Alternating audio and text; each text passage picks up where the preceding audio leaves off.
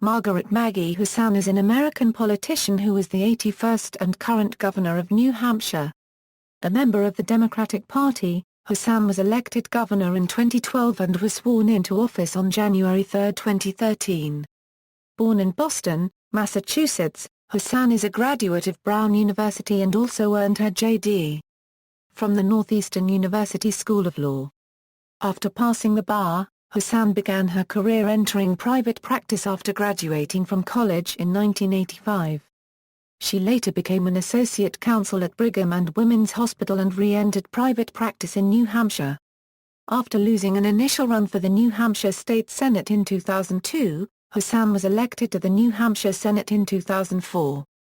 She was elected to a total of 3 two-year terms, representing the New Hampshire's 23rd district from January 2005 to December 2010.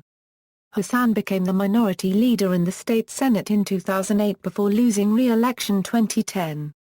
After incumbent Governor John Lynch announced he would not be running for re-election, Hassan declared her candidacy for governor in October 2011.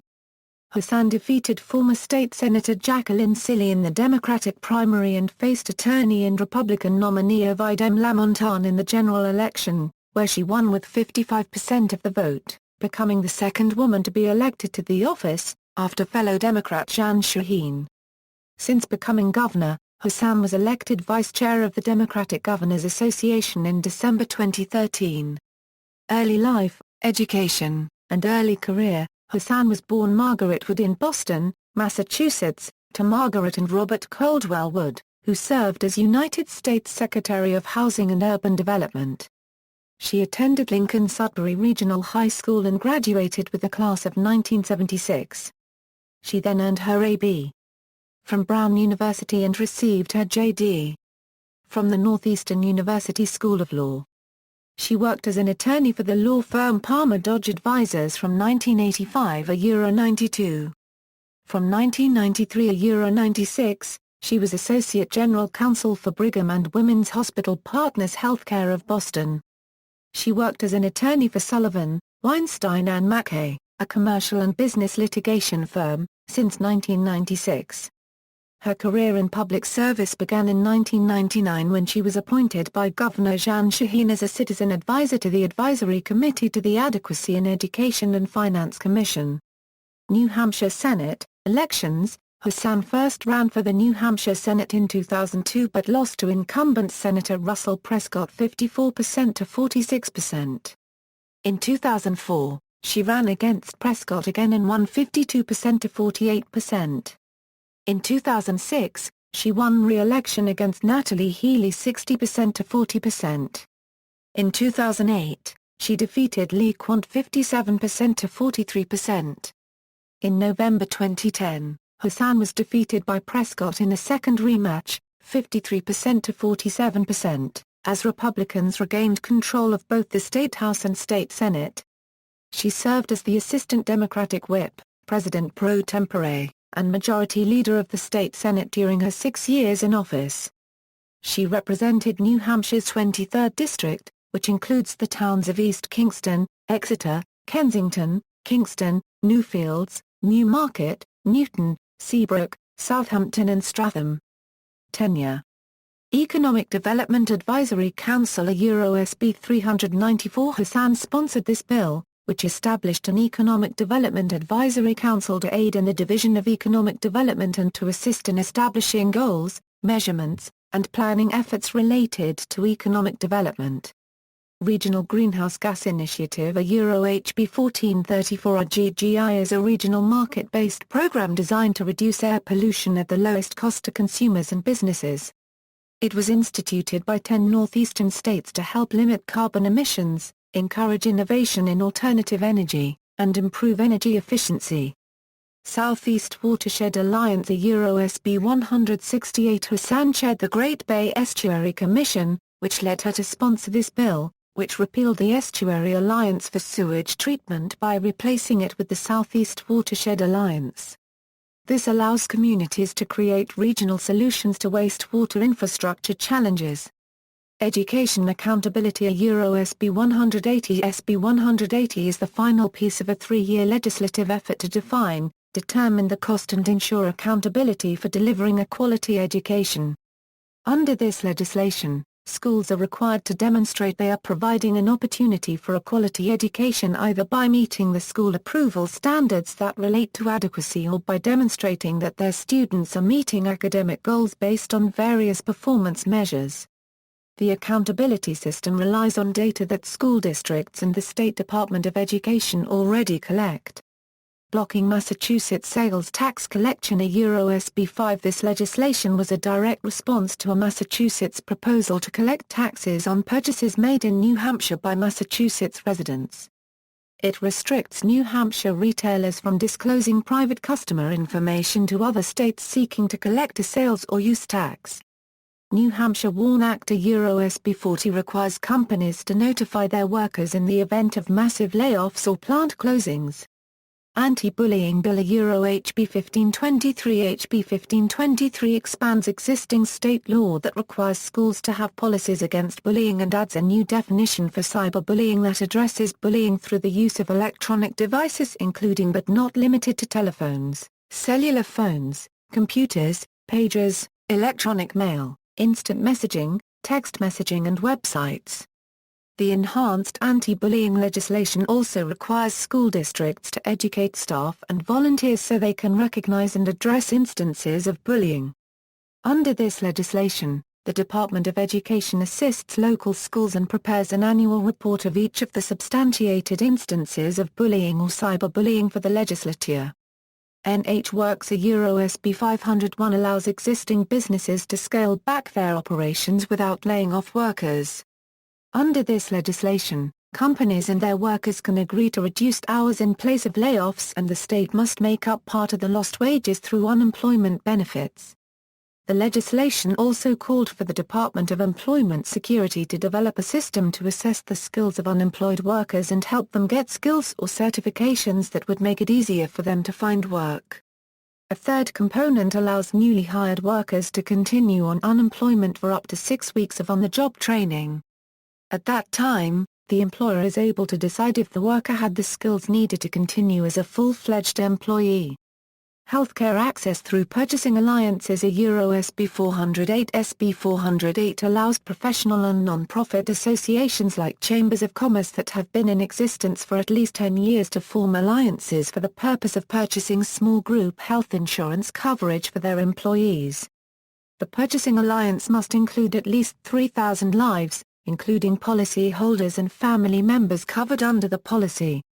Commission on Healthcare Cost Containment (SB 505). Hassan introduced SB 505, which established a state commission on healthcare cost containment.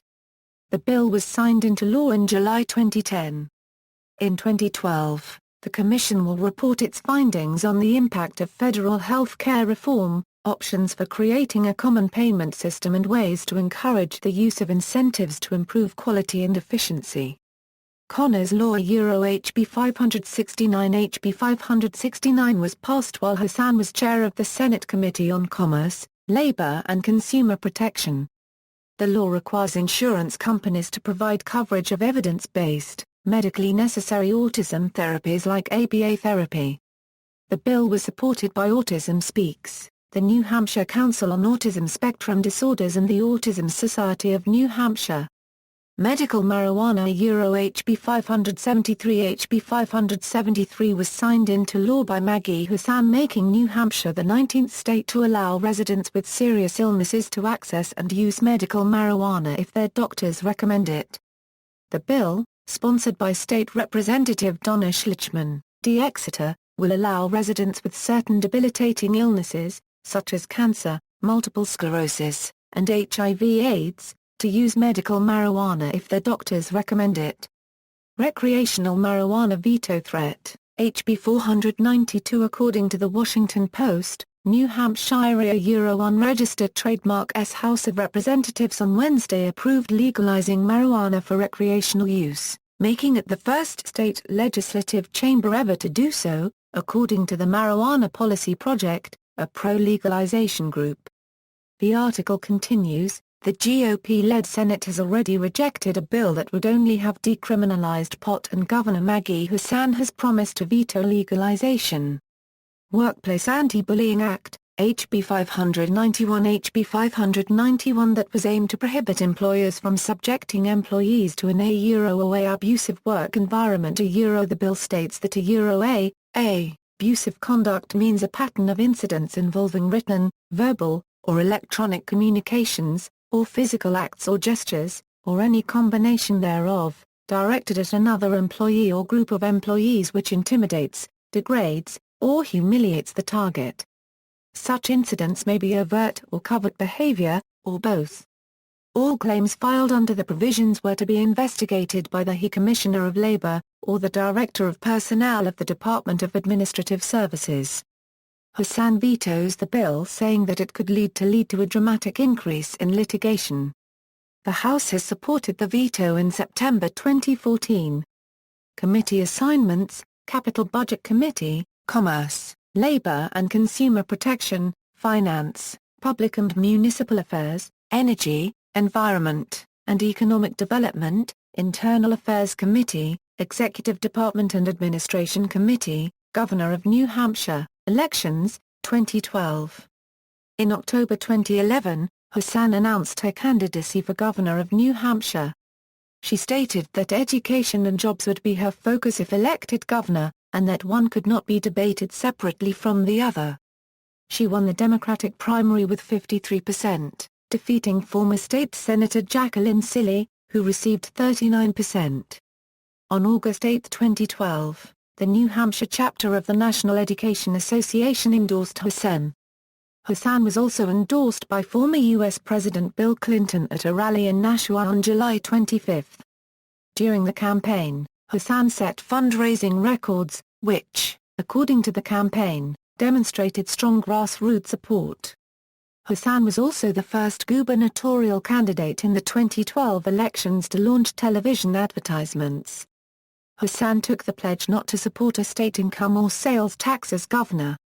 In the general election, Hassan defeated Republican nominee Ovidem Lamontagne by 55% to 43%, carrying every county in the state. Her campaign was managed by Matt Burgess and senior consultants included media consultant Joe Slade-White, pollster Al Quinlan, and senior advisors Nick Clemens and Theo Yudinski. 2014. Hassan is up for re-election on November 2014 and on May 30, 2014 announced her intention to seek a second term. She filed papers for re-election on June 12, 2014. She faced Ian Freeman in the primary election on September 9, 2014. Tenure: Hassan was sworn in as governor for a two-year term on January 3, 2013. In December 2013, she was elected as vice chair of the Democratic Governors Association.